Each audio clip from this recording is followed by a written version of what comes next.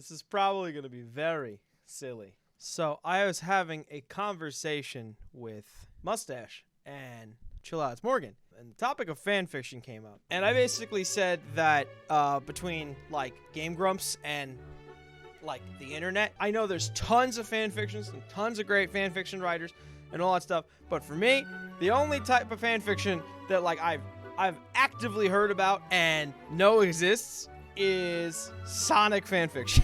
So we were going back and forth, and I'm like, nah, you could just put Sonic. It's all Sonic. Everything's Sonic. So I thought about it for a little bit with their help, and it's like, can you just take any fanfiction and just put Sonic in it? So Morgan sent me over an extension for a type of fanfiction called YN, which I assume is an abbreviation for your name, and you basically can take out a word or a name and put in whatever name you want. In this case, we're going to be taking the names out and putting in Sonic the Hedgehog and reading along and see how it goes.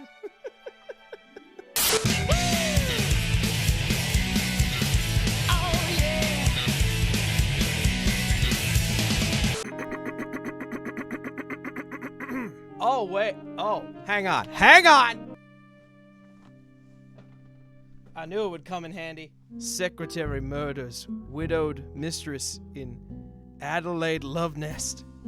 Sonic the Hedgehog glanced from the screaming headline on her daily newspaper to the pale young man sitting on the other side of her desk. He was perched on the edge of his seat, his clenched hands well on the way to ruining the brim of his hat. His Adam's apple bobbed nervously. Sonic the Hedgehog blew a perfect smoke ring through pursed red lips and frowned. She studied him for a moment before shifting her feet on the heavy desk and stubbing out her cigarette. Say that again, she asked. Nigel is innocent, insisted the young man.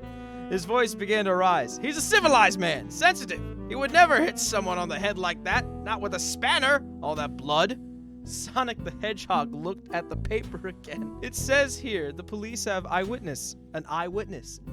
An eyewitness, she said flatly. They can't have. It must have been a mistake, the young man swallowed. Nigel had no motive, despite what the paper said. Hang on. Let's replace Nigel. Nigel will be... Wait. Nigel now will get replaced with Shadow the Hedgehog. The young man swallowed. Shadow the Hedgehog had no motive. Despite what the papers say, he wasn't her lover. Sonic the Hedgehog raised a skeptical eyebrow.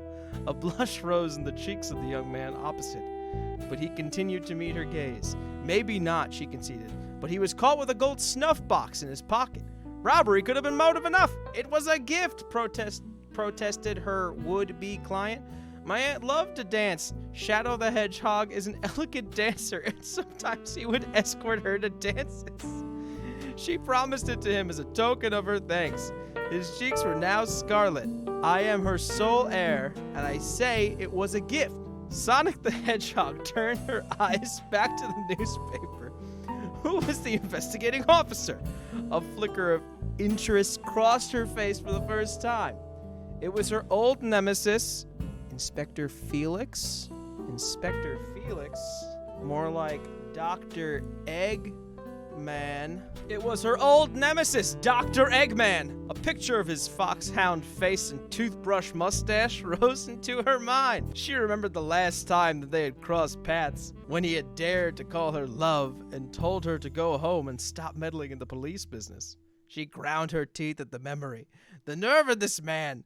Which one of them worked undercover for the government during the war, for heaven's sake? Sonic the Hedgehog had been going to regretfully decline. It seemed the case was open and shut, and she didn't want to take a punter's money for nothing. Damn. She had some standards, after all. Will you take the case, the young man was asking, a sense of desperation in his voice. She changed her mind and smiled at the young man. Very well, Mr. Ainsworth. I'll take that case. Go you, Sonic. A woman of great class. A couple of hours, Sonic the Hedgehog stood outside the door of 66 Fitzroy Terrace. She was wearing a smart red jacket over stylish gray trousers. So much more practical than a skirt. A red beret sat jauntily atop her dark blonde curls. Sonic has hair. I guess Sonic has hair. A stately butler opened the door and looked down his patrician nose at her. English is hard. He probably disapproved of women in trousers on principle. Good afternoon, said Sonic the Hedgehog confidently. My name is Sonic the Hedgehog. I have been engaged by Mrs. Peacock's nephew, Mr. Ainsworth, to look into the circumstances surrounding his aunt's death. The butler's eyes popped without waiting for an invitation. Sonic the Hedgehog strode past him and entered the house. You must be Mr. Henderson, announced Sonic the Hedgehog smoothly. Have you been with the family long? 20 years, miss. Henderson found himself replying automatically, swept away by her air of authority. You must find all this very upsetting, she commiserated. Yes, miss. The butler drew a white handkerchief from his pocket and dabbed his eyes. Very upsetting. Not at all what we are used to. Can you tell me what happened? What you saw yourself? Unfortunately, I saw nothing. I was downstairs in the kitchen. He sniffed as Sonic the Hedgehog whipped out a small black notebook. Let me see. You served dinner at what time? 8 o'clock, miss. Madam had a nice omelet and some chicken. You had the chicken and the egg? Is that what you're telling me right now? You had the chicken and the egg. Disgusting! Then what happened? Madam retired to the library to write letters, and I went downstairs to make sure everything was tidied away, ready for breakfast in the morning. So you had the omelet and the chicken, both for dinner. I put the word Sonic the Hedgehog in this fucking fanfic, and I'm worried about eggs. Nothing seemed out of the ordinary? No, miss. Who found the body? Ellen, miss, the parlor maid. She went upstairs with Madam's glass of cognac. Madam always took a small nightcap before bed and found the fellow Travers right in the middle of his dastardly deed. A satisfied expression flashed across his face for an instant. Goodness me, exclaimed Sonic the Hedgehog in suitably shocked tones. Can I speak to Ellen now? I need to hear her story from her own lips. Of course, miss. Follow me. Henderson led the way down to a small pantry. I don't know what Master Fergus is thinking. He mused in a faintly questioning tone. The police have the guilty man. I'm sure you're right, murmured Sonic the Hedgehog placatingly. I'm sure Mr. Ainsworth just wants to be certain in his own mind. In a lesser man, that would have been considered a snort. Okay. That's what that was. English, not my strong suit. Ellen can be Rouge. Rouge was a small young woman, a girl really, with wispy brown hair and a red nose. When Henderson ushered her into the pantry and bade her sit down and tell Miss the truth without any of her nonsense, she looked on the verge of fainting dead away. For the first 5 minutes, all she could do was bury her face in her hands and murmur that she was a good girl, she was. Eventually, Sonic the Hedgehog shooed the butler outside and poured the maid a small tot of cooking sherry. Okay, English. Here, drink that up and pull yourself together, Rouge. No one's accusing you of anything. I need your help, Sonic the Hedgehog spoke in bracing tones. Oh, miss. Sonic the Hedgehog watched as she drank the sherry. A little color came into her pale cheeks. That's better. Now tell me what you saw that night in your own words. After a few more tears and false starts, Sonic the Hedgehog was able to take Rouge back over the events of that fateful evening, starting with the simple task that she had performed, tidying up before dinner and leading her gently up to the crime she had supposedly witnessed. I took Madam's glass up to the library and I opened the door. Rouge paused to gulp, and there he was, Mr. Travers, standing over her. Her eyes flickered for an instant. Poor Madam, lying on the floor. She was blood all over her, added Rouge. Tell me what you saw when you first came into the room, invited Sonic the Hedgehog.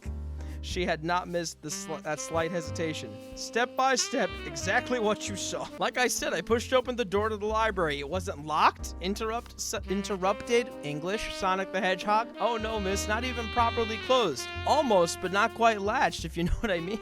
Sonic nodded and Rouge continued, more easily now. I could see Mr. Travers behind the desk. I wondered what he was doing there.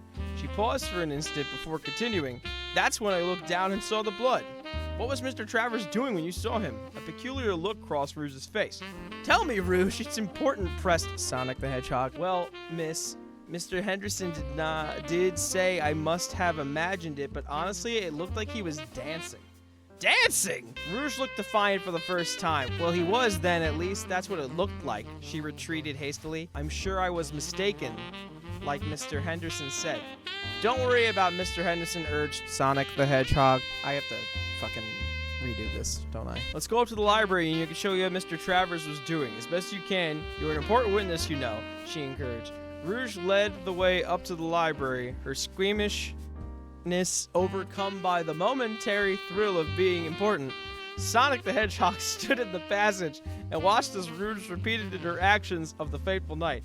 A pretend glass in her hands, after an initial show of reluctance, Rouge was persuaded to venture behind the desk and attempt to recreate what she had seen. Once behind the desk, Rouge took a few hasty steps back and forth and around in a small circle, her hands held up at shoulder height. Sonic the Hedgehog had to admit it did look for all the world as if she was dancing.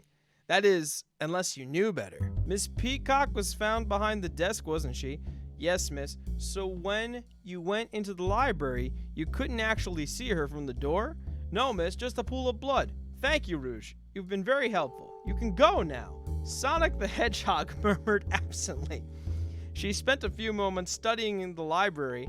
Apart from the large desk in the center, there was a mantelpiece above a cozy fireplace on her left, with 2 silver candlesticks in prime position and a few small ornaments.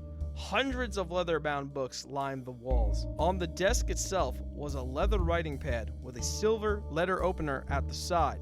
The rest of the desk was empty, evidently cleared away by the police. Sonic the Hedgehog pursed her lips. She had a lot to think about. She was almost certain that Inspector Felix had got the wrong man. Sonic the Hedgehog looked around with satisfaction at the small group which she had gathered in the drawing room. On her left was Inspector Felix, still smarting over the fact that he had been ordered to attend by the chief of the police himself. Apparently his son had been up at Oxford with Ainsworth and Travers, or some nonsense. On her right was Fergus Ainsworth, still pale and trying desperately hard not to let his eyes drift sideways to those of Nigel Travers, who was sitting stiffly upright next to the inspector. In between the 2 young men completing the circle sat all the servants, most of whom looked utterly bewildered. Good evening, ladies and gentlemen. Thank you for coming. She bestowed an especially sweet smile on Inspector Felix, who grimaced but kept silence. We are here tonight to discover who killed Mrs. Peacock. Everyone turned to look at Nigel Travers before anyone could voice a protest that they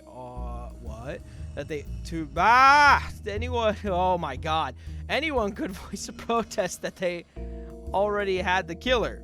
Sonic the Hedgehog continued. Let me explain why Nigel Travers could not possibly be the murderer.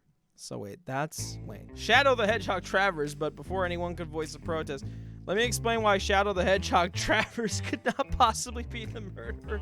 What nonsense is this, protested Henderson. He was caught red-handed. Not quite, answered Sonic the Hedgehog. If you'll all be patient a little longer, I will explain. Firstly, the motive. The story that he was Mrs. Peacock's lover was not true. Mr. Travers had other interests. Secondly, why a spanner? What is a spanner?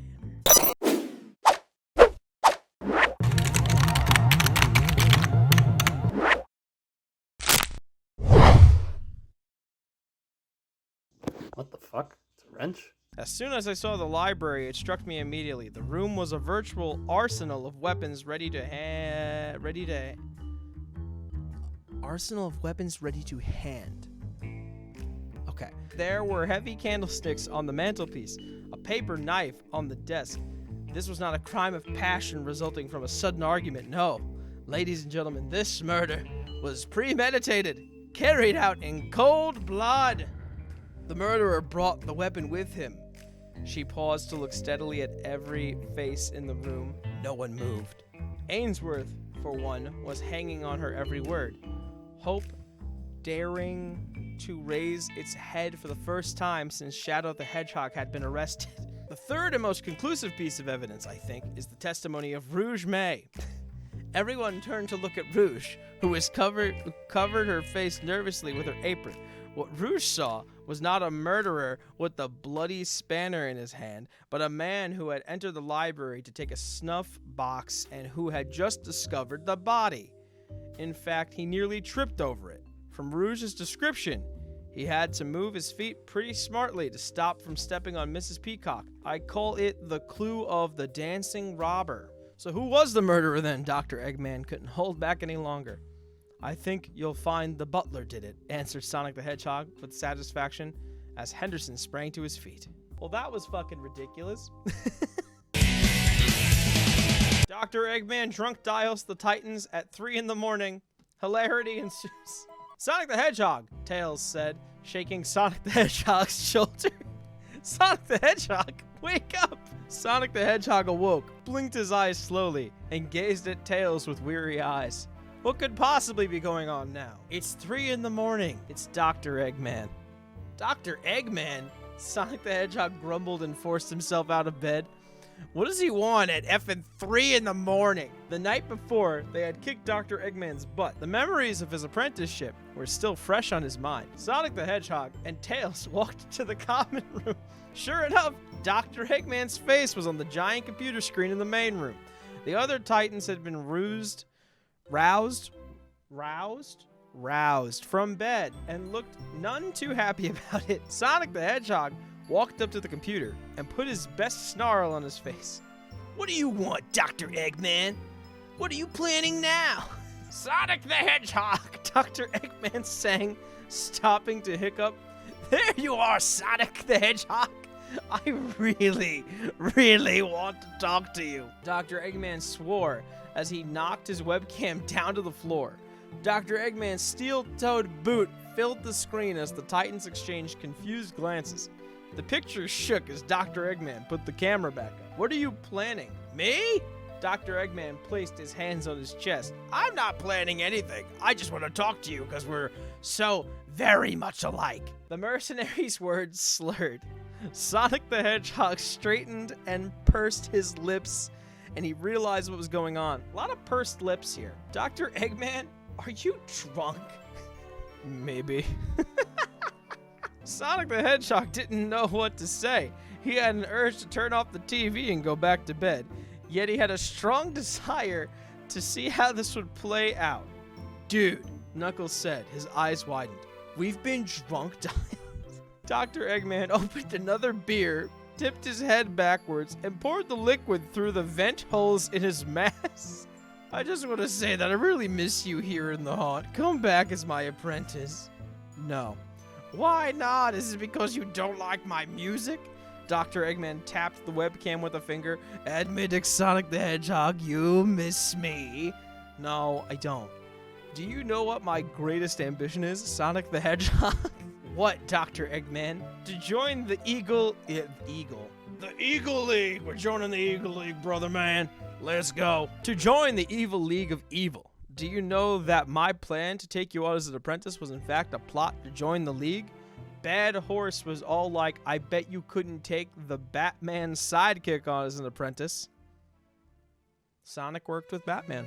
Crazy. And I was like, yeah, I can. God, Sonic the Hedgehog, you gotta come back before Bad Horse finds out. The man just kept talking. Sonic the Hedgehog put his hands over his face in exasperation.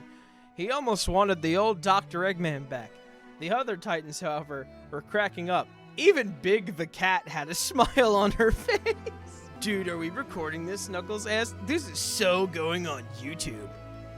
Subscribe right now.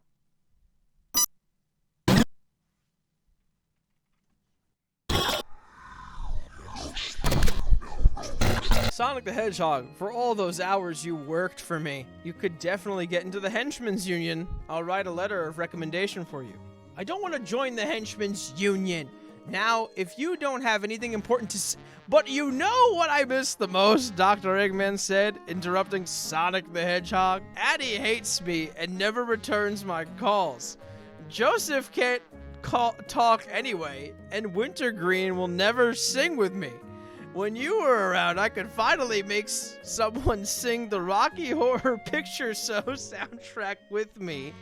God, it's such a beautiful movie. Please, Sonic the Hedgehog, what is this karaoke of which Dr. Eggman speaks of? Rose asked. It is some sort of evil device, is it not? Yeah, if the person singing has the voice of a dying cat, Tails says. Did Dr. Eggman really make you sing karaoke? What? No, he's drunk. Don't believe another word. A video popped up on screen. Music blaring loudly as Sonic the Hedgehog stood shock still. That's a weird phrasing that I'm not used to reading. Still in the center of a room as Dr. Eggman danced around him, Sonic the Hedgehog crossed his arms across his chest.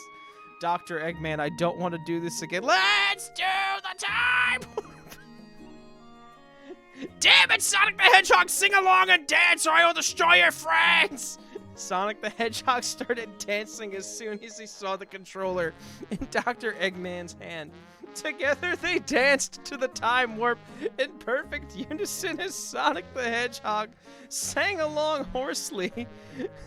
It's the pelvic thrust! Let's do this. Oh my god. The screen went blank as Sonic the Hedgehog turned off the television. The others stared at Sonic the Hedgehog, who was trying to hide his embarrassment with a steady frown. Dude. Sonic the Hedgehog turned with a flutter of his cape, intending to go back to bed and pretend this had just been a bad dream. This never happened.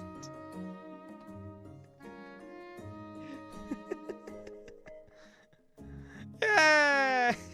If you decide you want to edit your own fan fictions, what is this thing called? The program on Google Chrome is called Interactive Fix. F-I-C-S. So if you decide to do that, feel free and support all these great authors by messing around with their stuff for your own individual private use. And that's it. That's all I got on this silly idea I had.